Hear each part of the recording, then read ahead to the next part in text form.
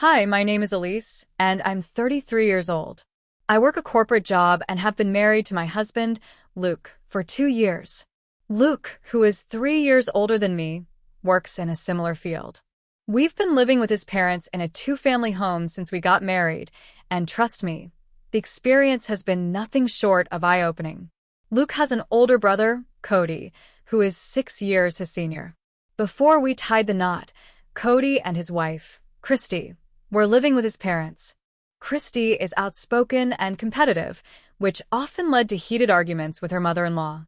Eventually, Cody and his dad decided it was time to move out, leaving the house a little quieter. When Luke and I got engaged, we assumed we'd continue living in my apartment, at least until we had kids. It was perfect for commuting and comfortable for us. But right before our wedding, Luke's mom surprised us with a shocking announcement.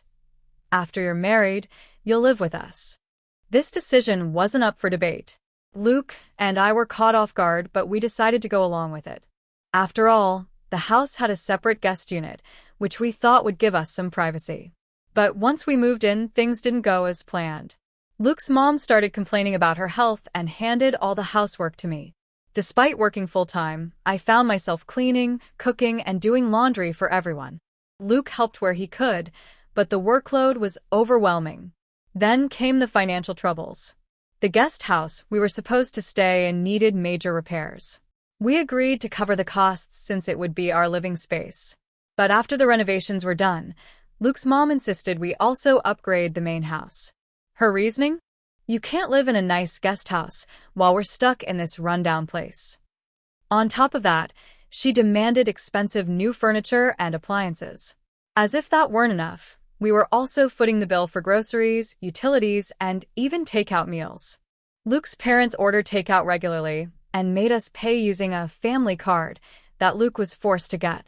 Month after month, we struggled to balance the budget, save money, and stay afloat.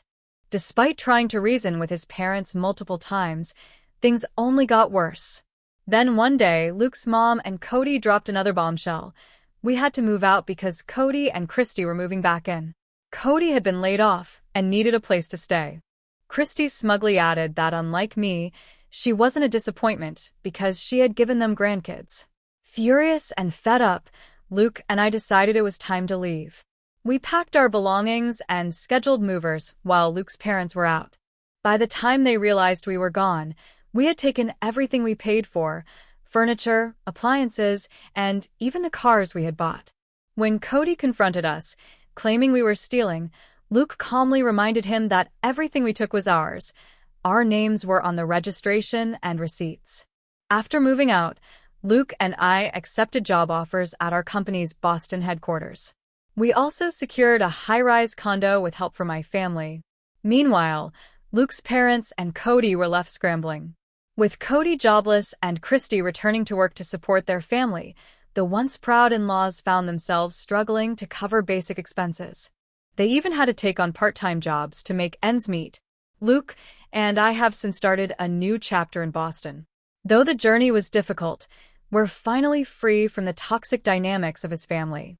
As for them, let's just say karma has a funny way of catching up.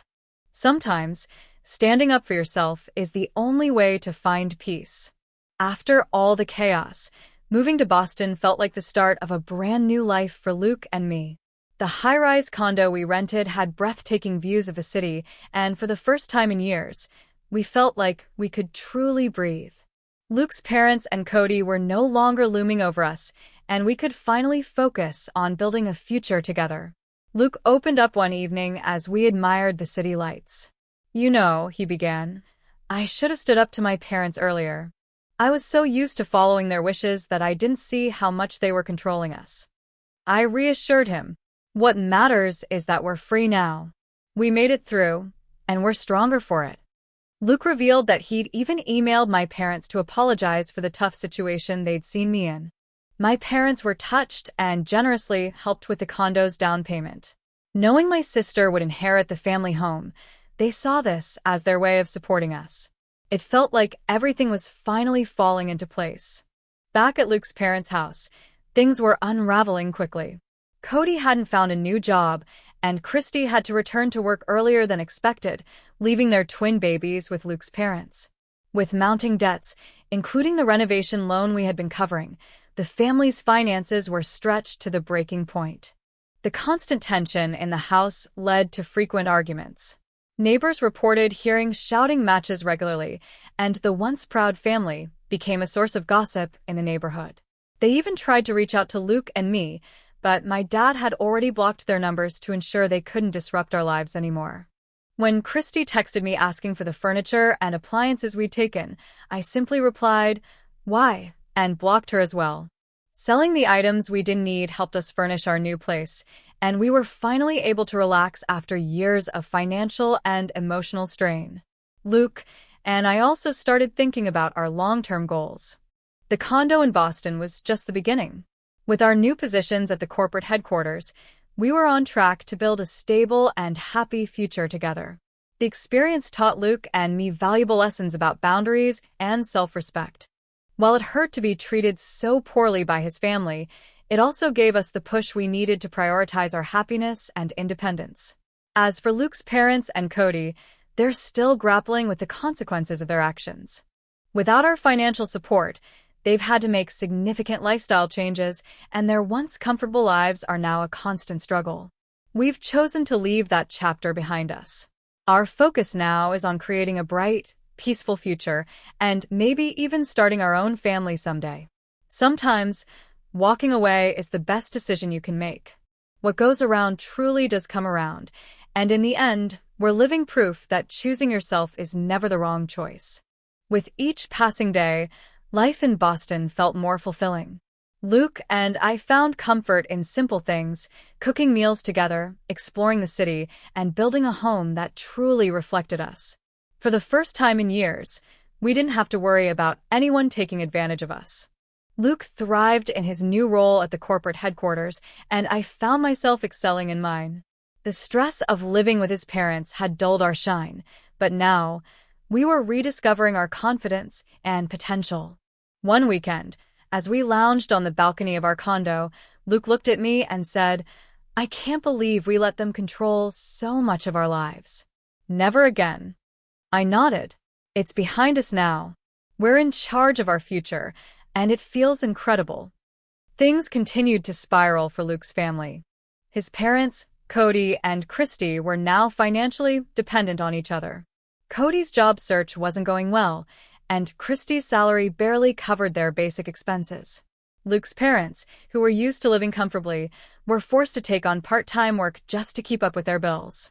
The house renovations they had demanded were now a burden. The loan, which Luke had been covering, was left entirely to Cody and his parents.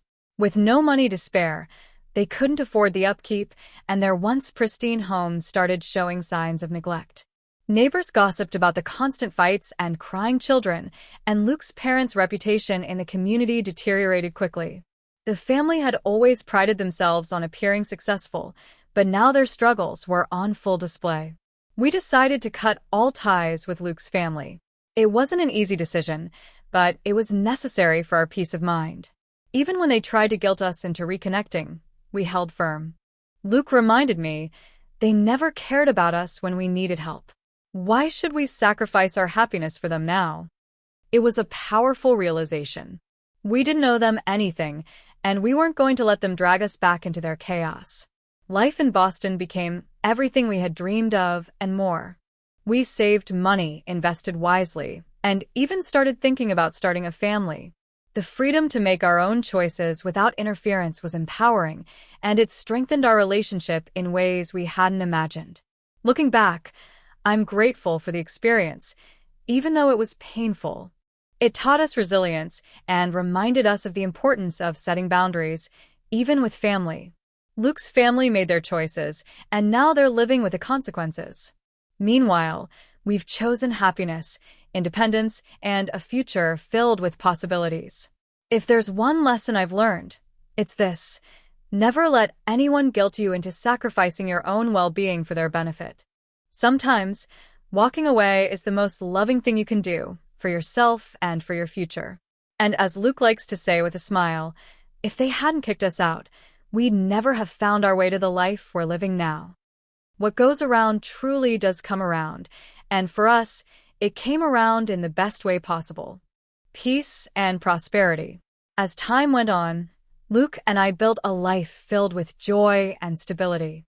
We spent our weekends exploring Boston's vibrant neighborhoods, trying new restaurants, and occasionally hosting dinners for friends and colleagues in our new home.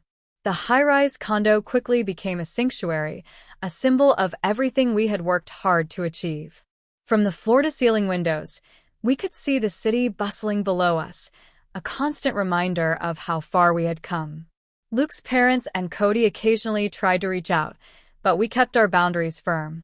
My dad, who had been a steady source of support through everything, joked that they probably regretted kicking us out now that they had to handle the financial mess we had left behind. "We've done enough for them," Luke would say. "It's time we focus on us." And that's exactly what we did. Looking back, I realized how much I had grown through the ordeal. Living with Luke's family had been a nightmare at times, but it taught me the importance of standing up for myself. It also strengthened my bond with Luke. Together, we had faced manipulation, financial strain, and emotional exhaustion, and emerged stronger than ever. Luke often reflected on his own growth. "I used to feel like I had to prove myself to my parents and Cody," he admitted one night. "But now I know I don't need their approval to be happy. I have you, and that's all I need." His words reminded me of how much we had overcome together. As for Luke's family, they continued to struggle. Cody still hadn't secured a stable job, and Christy was exhausted from working and caring for their twins. Luke's parents, once proud and domineering, were now resigned to their financial hardships. We heard through the grapevine that they were considering selling their home and moving to a smaller place to escape their mounting debts. It was ironic. After years of forcing us to shoulder their responsibilities, they were now unable to maintain the lifestyle they had grown accustomed to. It was a stark contrast to our lives. We were thriving, happier than ever, and excited for what the future held. Today, Luke and I are closer than ever. We've built a life based on mutual respect, love, and the freedom to make our own choices. While the road here wasn't easy, I wouldn't change a thing. The challenges we faced made us stronger and taught us lessons we'll carry with us forever. If there's one thing I'd like to leave you with, it's this: never let anyone, family or otherwise, take away your peace or self-worth. You deserve happiness, and sometimes the best way to find it is to let go of toxic relationships. Luke and I are proof that walking away isn't just an end, it's also a beginning.